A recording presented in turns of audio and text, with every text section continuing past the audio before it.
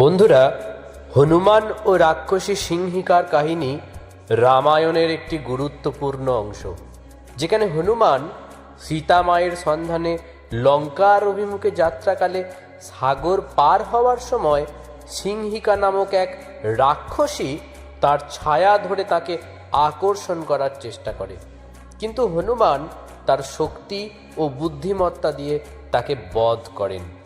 ঘটনাটি এইরূপ কি সমুদ্রের গভীরে সিংহিকা নামক এক রাক্ষসী বাস করত, যার বিশেষ ক্ষমতা ছিল যে সে যে কোনো প্রাণীর ছায়াকে ধরে তাকে টেনে নামাতে পারত।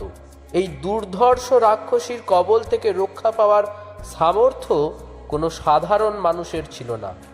লঙ্কা যাত্রাকালে হনুমানের বিশাল আকৃতি দেখে সিংহিকা তার ছায়া আকর্ষণ করে এবং হনুমানের গতি কমিয়ে দেয়, যাতে সে হনুমানকে খেয়ে ফেলতে পারে।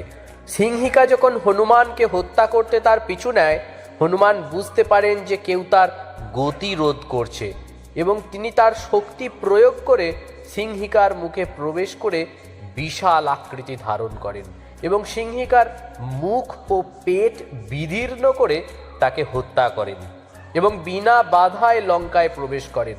রামভক্ত হনুমানের ক্ষমতা ও সাহসের কাছে সিংহিকার মতো ভয়ঙ্কর রাক্ষসীও অসহায় আত্মসমর্পণ করতে বাধ্য হয়। এই ঘটনাটি হনুমানের অসীম শক্তি, সাহস এবং ভক্তির পরিচায়ক, যা সীতাকে উদ্ধারের কঠিন যাত্রায় তার ক্ষমতা ও সংকল্পের প্রমাণ দেয়। তো বন্ধুরা, আজকের ভিডিওটি যদি আপনাদের ভালো লেগে থাকে তাহলে ভিডিওটিতে একটি লাইক করবেন ও আপনাদের সুচিন্তিত মতামত জানাতে কমেন্ট বক্সে কমেন্ট করবেন।